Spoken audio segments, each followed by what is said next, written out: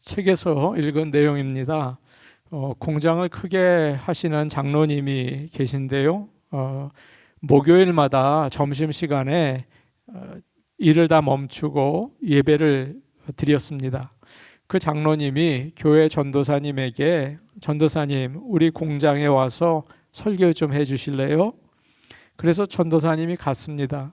그랬더니 교통비라고 하면서 봉투에 넣어주셨어요. 집에 와서 보니까 7,000원이었습니다. 당시에는 제법 큰 돈이었습니다. 그 후로 매달 한 번, 또 때로는 두 번 오라고 하시는 겁니다. 그래서 보니까 매달 돈이 조금씩 생기는 거죠. 용돈이 궁하던 신학생에게는 큰 즐거움이었습니다. 어느 주일 유년주일학교 예배를 마치고 나오는데 장로님 부인이 이야기를 했습니다. 전도사님, 우리 공장 직원들이 전도사님 설교를 참 좋아하시네요. 이번 달에는 한 번만 오시지 말고 4번 계속해서 와서 설교해 주실 수 있으세요? 물으셨습니다. 전도사님은 예, 가겠습니다. 갈 수 있어요. 라고 대답을 했는데 머릿속에서 이상한 생각이 들더랍니다. 7 곱하기 4는 28. 여러분 빠르시군요. 한 번 설교하면 7,000원씩 주니까 4번 가면 한 달에 28,000원 생기는구나. 딱 들어오더래요. 얼마나 속상하고 부끄럽든지 너무 마음이 아팠답니다. 이제는 은퇴하시고 계시는데 항상 목회를 하면서 평생 그런 마음과 싸우며 사셨다고 합니다. 사랑하는 여러분, 우리는 속물입니다. 예수를 믿으면서도 이익 원하는 사람들이 있고 교회를 이용해서 내가 높아지려는 사람도 있습니다. 다시 말해서 예수를 팔아먹은 가룟 유다 기질이 있는 거죠. 늘 깨어서 조심하십시오. 내가 속물되지 않도록. 그리고 정말 주님을 사랑하고 예수님을 사랑하는 그런 그리스도인들이 다 되시기를 바랍니다. 나의 욕심과 야망을 이루기 위해서 하나님 이용하지 마시고 순수한 마음으로 하나님을 잘 섬기는 좋은 크리스찬 되시기를 바랍니다. 오늘은 종려주일입니다. 종려주일은 예수님을 왕으로 영접하는 날이에요. 여러분, 나를 다스려 주옵소서. 우리 마음을 활짝 열고 정말 주님을 나의 왕으로 모시는 주일이 되기를 원합니다. 아멘. 여리고에서 소경 바디메오를 고치신 예수님은 이제 십자가를 지시기 위해서 마지막으로 예루살렘으로 가십니다. 다시는 안 가세요. 12 제자를 데리고, 여러분 예루살렘이 언덕에 있어요. 시온성이. 그래서 언덕을 올라가는데 감람산의 벳박이라는 마을에 이르셨습니다. 주님은 걸음을 멈추고 2 제자에게 말씀하셨어요. 맞은편 마을에 가봐라. 거기에 가면 아직 아무도 타지 않은 나귀 새끼가 매여 있을 테니 풀어서 끌고 오너라. 혹시 누가 왜 나귀를 끌고 가냐고 물으면 내가 쓴다고 해라. 그렇게 얘기를 하셨습니다. 이 말씀은 사실 제자들에게 순종하기가 어려운 명령이죠. 남의 나귀는 돈을 주고 산다든지 아니면 빌려야 합니다. 돈도 주지 않고 허락도 받지 않고 남의 나귀 끌어오라고 하니까 도둑질 하라는 거 아닙니까? 그런데 예수님께서는 아무렇지도 않게 데리고 와라, 가지고 와라. 그러면 곧 줄 거다. 그렇게 말씀하셨어요. 우리 상식에는 맞지 않죠? 여러분들도 불편하죠? 여러분 같으면 그냥 순종하시겠습니까? 아마도 이 중에는 한마디 하실 분들 꽤 계실 것 같아요. 주님, 어떻게 그런 일을 합니까? 그거 하나님 말씀 위반 아닙니까? 그 말하시겠죠. 그러나 주님께서는 당연하게 얘기하셨어요. 주님은 누가 너희에게 무슨 말을 하면 주께서 쓰시겠다고 하라. 그렇게 얘기하셨습니다. 여러분, 여기서 주라는 말은 온 세상을 만드시고 다스리시는 여호와라는 뜻입니다. 주님은 모든 것의 주인이 되십니다. 여러분 믿으십니까? 아멘이죠. 우리가 보기에는 남의 나귀 같지만 오리지널 주인은 예수님이세요. 그래서 당연한 권리를 주장하시는 겁니다. 여러분 기억하십시오. 하나님은 아브라함에게 이삭을 바치라고 하실 때도 얘야 참 미안하다, 네 아들 나에게 바쳐라 그러지 않으셨어요. 내 아들을 내게 바쳐라 라고 하셨습니다. 이삭도 내 아들이고 너도 내 것이다 라고 하시는 겁니다. 그래서 미안하다는 말씀을 하시지 않고 풀어서 끌고 오라 하셨어요. 그런데 여러분 조심하십시오. 이 말씀을 잘못 사용하시기 쉽습니다. 어떤 사람은 하나님 거니까 내놓으세요 라고 함부로 말하기도 하죠. 그래요. 교회에서 하나님 거니까 내놓으세요. 그러면 믿음 없는 사람들, 믿음이 약하신 분들은 시험 받습니다. 교회 처음 오신 분은 헌금하라는 거에 굉장히 불감증이 많아요. 11조요? 아이고 그거 이 교회가 아주 날강도네. 교회가 돈을 밝히는구만. 그래요. 여러분 사실은 그렇지 않죠. 하나님은 네가 가지고 있는 모든 거 좀 전에 아멘 그러지 않았냐? 다 누구 거니? 내 거다. 그 중에 하나만 나에게 바치고 9은 내가 쓰라 라고 하세요. 그 말의 뜻은 모든 것이 하나님의 것이라는 것을 인정하며 살아라, 그런 의미가 담겨져 있습니다. 두 제자는 주님 어떻게 그렇게 합니까? 우리는 못합니다. 그러지 않고 주님의 말씀대로 순종해서 그 마을에 갔습니다. 마을 앞에 어린 나귀 한 마리가 매여 있는 겁니다. 고삐를 푸니까 주인이 당장 나와서 묻습니다. 아니 당신들 우리 동네 사람들도 아닌 것 같고 처음 보는 청년들 같은데 왜 남의 거 훔쳐가십니까? 그때 두 제자의 얼굴이 아마도 빨개졌을 거예요. 미안합니다. 예수님께서 쓰시겠다고 풀어오시랍니다. 그래요? 주님이 쓰겠다고 하시면 어서 풀어가세요 라고 대답을 한 거죠. 아무 말 없이 기꺼이 나귀를 내어주었습니다. 여러분 이거 작은 일 같죠? 그러나 그렇지 않아요. 대단한 일입니다. 사람이 한 번도 타지 않은 나귀 새끼는 아주 귀한 재산이거든요. 여러분 예전에 소 한 마리 그 집 온 재산 아닙니까? 그런데 그것을 그냥 순순히 내준 거예요. 이 나귀 주인은 성경에 누구인지 나오지 않습니다. 그러나 분명히 하나님을 잘 믿고 예수님을 깊이 사랑하는 사람이었을 것입니다. 그래서 주님이 쓰시겠답니다. 그러자 성령님께서 그의 마음을 움직이신 거죠. 내가 나귀를 가지고 있는 것은, 내가 이렇게 큰 은혜를 받은 것은 주님을 위해서 쓰임받기 위해서입니다 라는 자세로 기쁘게 드리고 있습니다. 제가 전에 섬기던 교회에서 멕시코 선교와 관련을 해서 큰 건물을 짓자고 결정을 했습니다. 그래서 회의를 한 적이 있어요. 그런데 한 장로님께서 그 회의에 있는 집사님에게 이렇게 말씀하시는 겁니다. 집사님, 건물 세울 땅을 집사님이 구입하세요. 교회는 나머지 거 돕겠습니다. 갑자기 그러는 거예요. 제가 깜짝 놀랐죠. 이 장로님 오버하시는구나. 그 집사님이 잠깐 자리를 비웠을 때 얼른 제가 말했습니다. 아니 장로님, 그 무슨 말입니까? 그 집사님 시험 들지 않겠습니까? 그러자 그 장로님이 얼마나 믿음이 좋은지 저에게 그러시는 거예요. 목사님, 저분은 그럴 능력이 있어요. 그렇게 하도록 좀 도와주세요. 자기 혼자 잘 사는 것보다 하나님 일하는 게 얼마나 좋고 얼마나 감사하겠습니까? 그분에게 왜 그런 기회를 안 주세요?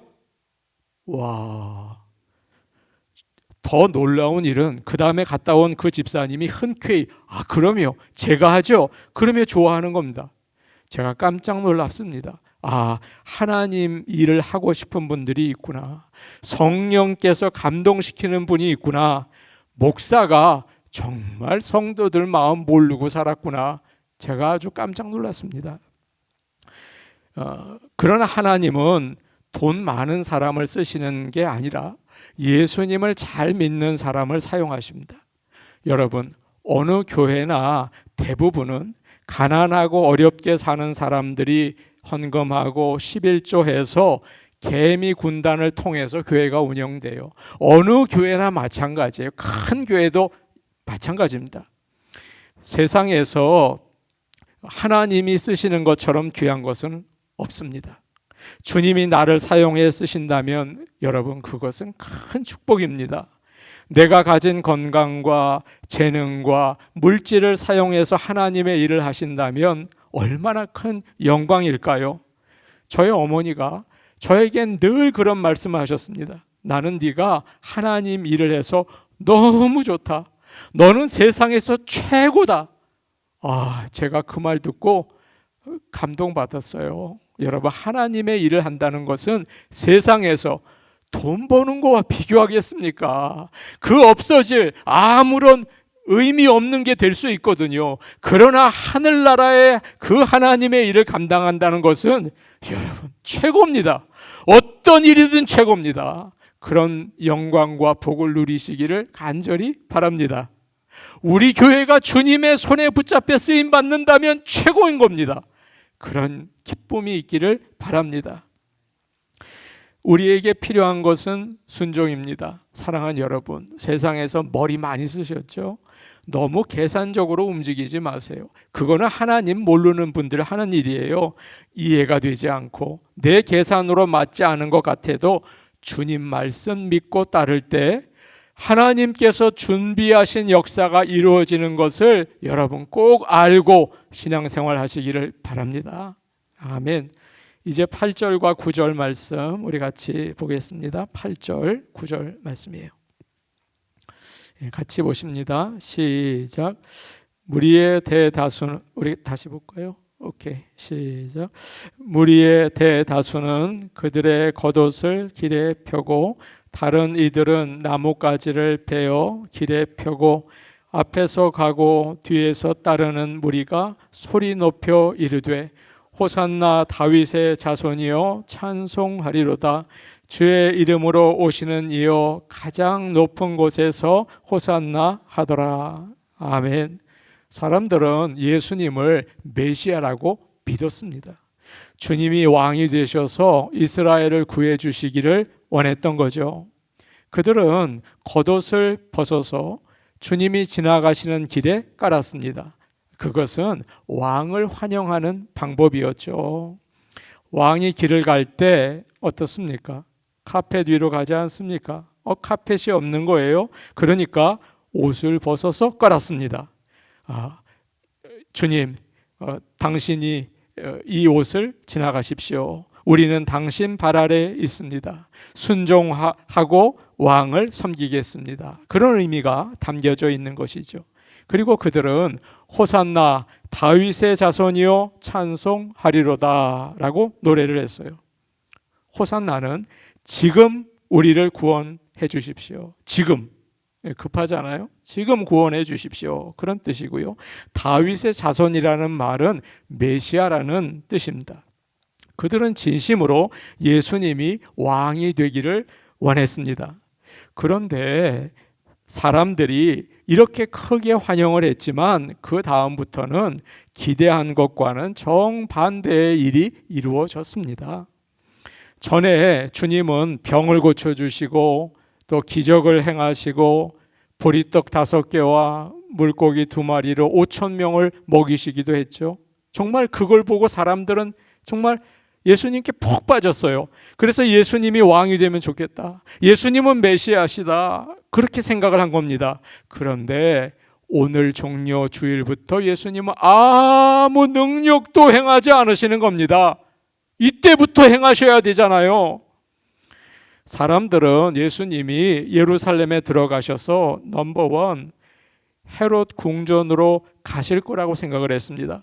헤롯 왕을 몰아내고 뉴 프레지던트, 뉴 킹이 될 거라고 기대를 한 거죠. 그 다음에 군대를 모으겠지, 악한 로마를 물리치고 다윗의 나라를 세우실 거야 기대를 했습니다. 근데 예수님 어디로 가셨습니까? 오히려 군인들에게 끌려서 모욕을 당하시고 가시면류관을 쓰시고 빌라도에게 10만원을 받으시고 십자가를 지시고 돌아가셨죠. 사람들은 실망했습니다. 우리가 속은 것 같아. 우리가 기대했던 메시아가 아닌가 봐 라고 생각했죠. 지금 여러분, 종려 주일에 사람들이 예수님을 환영하는 모습을 보면 예수님과 사람들의 마음이 하나같이 보여요. 근데 사실은 아닙니다. 사람들은 예수님이 헤롯 궁전에서 왕관을 쓰고 이스라엘의 왕이 되는 것을 기대했는데 예수님은 어디로 가십니까? 골고다로 가시죠. 십자가에서 죽으시고 부활하셔서 온 세상을 죄에서 구원하셨습니다. 사람들의 생각과 예수님의 생각 사이에 엄청난 차이가 있는 거죠. 오늘날 우리도 마찬가지입니다. 내가 원하는 것과 예수님이 원하시는 것이 다를 때가 많아요. 여러분, 우리는 이렇게 기도하지 않습니까? 호산나, 우리를 지금 구해주세요. 지금 하나님, 비즈니스가 참 어렵습니다. 손님들을 많이 보내주시고 돈을 많이 벌게 해주세요. 우리 아이들이 공부를 잘 못합니다. 그러나 좋은 대학에 들어가게 해주세요. 그러면서 하나님께서 내가 원하는 대로 좀 움직여 주시기를 바라요. 그런데 하나님께서 들어주시지 않는 겁니다. 그러면 얼마나 속상하고 화가 납니까? 예수님을 믿고 성실하게 교회에 다녔는데 이제 나는 이 무슨 도움이 있나? 예수 믿는 게 나에게 아무 도움도 되지 않는데 정말 하나님은 살아계시나? 의심하는 마음까지 생기는 분들이 계실지 몰라요. 사랑하는 여러분, 우리가 어린 아이 믿음이었을 때 하나님께서는 그분이 살아계신 것을 알려주기 위해서 기도를 잘 들어주시죠. 야곱이 야복강가에서 하나님을 붙잡고 매달릴 때 하나님은 져주시기까지도 했어요. 아이고 내가 졌다. 그래 너는 이스라엘이다. 그러셨다고요. 그런데 지금은 다릅니다. 지금은 이제 너 믿음이 자랐지 않느냐? 언제까지 어린애처럼 너 욕심만 구하고 땡깡 놀려고 하느냐? 계속 원하는 것만 얻겠다고 너 평생 땡깡 부리고 있지 않느냐? 이제는 내가 원하는 걸 좀 알면 좋겠는데? 네가 하나님이냐? 내가 하나님이냐? 너 왜 평생 땡깡 부리냐? 내 마음을 좀 알아주면 좋겠다 라고 하시는 겁니다. 주님은 종려주일에 사람들이 뭘 원하는지를 아셨습니다. 그러나 그들이 원하는 대로 이제는 안 하셨어요. 하나님은 절대 내가 원하는 대로 움직이시는 분이 아닙니다. 여러분 그렇다고 간절히 바라는 기도를 멈추라는 말은 아니죠. 만일 죄인들이 원하는 대로 움직이신다면 그 하나님은, 여러분 그게 참 하나님입니까? 정말 욕심을 구했는데 그거 들어주시는 하나님이라면 그 하나님 잘못된 하나님 아닙니까? 하나님은 욕심에 사로잡힌 우리를 도와주지 않으세요. 섭섭하십니까? 아닙니다. 주님은 말씀하세요. 내 생각은 너희 생각과 다르며 내 길은 너희 길과 다르다. 하늘이 땅보다 높음같이 내 길은 너희 길보다 높으며 내 생각은 너희 생각보다 높다. 사랑하는 여러분, 하나님의 생각은 내 생각보다 높습니다. 하나님은 내 뜻대로 움직여주지 않으십니다. 하나님은 우리의 죄를 깨닫게 하시고 고쳐주세요. 그리고 하나님의 뜻을 따라 살아가도록 빚어주십니다. 얼마나 감사합니까? 이제 우리는 깨달아야 합니다. 지금까지 주님 도와주세요 그런 기도만 했다면, 주님을 내가 원하는 곳으로 자꾸 끌어당기려고 했다면, 이제는 하나님께서 내 인생 가운데 무엇을 하고 계시는지, 나에게 무엇을 원하시는지 살피시기를 바랍니다. 그리고 하나님이 원하는 것에 내 눈을 고정하고 마음을 바꾸시기를 축복합니다. 예수님은 만왕의 왕이십니다. 어떻게 왕이신 주님을 섬길 수 있을까요? 내 마음대로, 내 생각대로 하겠다면 안 되겠죠? 어떤 상황에서든지 주님이 원하시는 것을 따르겠습니다. 무엇이든지 주님을 섬기기 위해서 드리겠습니다. 이것이 바로 종려주일의 정신입니다. 우리가 소중히 여기는 것을 예수님 발 아래 내려놓고 주님 지나가십시오. 그것이 우리의 영광입니다. 이렇게 믿음의 고백을 할 수 있기를 간절히 원합니다. 하나님 눈길 머무신 곳, 그곳에 내 눈 머물고 하나님 손길 닿으신 곳, 그곳에 내 손 닿으리. 하나님 마음 두신 그곳, 그곳에 내 마음도 두고 하나님 계획하신 그곳, 그곳에 내 삶 드리리. 나 경배합니다. 주님, 주님만 닮게 하소서. 나 예배합니다. 주님, 주님만 좇게 하소서. 우리 같이 기도하시겠습니다. 은혜로우신 하나님 아버지, 저희가 종려주일 예루살렘의 십자가를 지시기 위해 가시는 주님을 바라봅니다. 나의 원하는 거, 내 마음만 주님께 구하고 그것대로 이루어지지 않는다고 낙심하고 원망했던 우리의 모습을 이 시간 용서해 주시옵소서. 예수님의 마음은 조금 더 헤아리지 못하고 나만 생각했던 부끄러운 모습을 버리고 십자가를 지신 주님을 따라 조용히 주님 따라가게 하옵소서.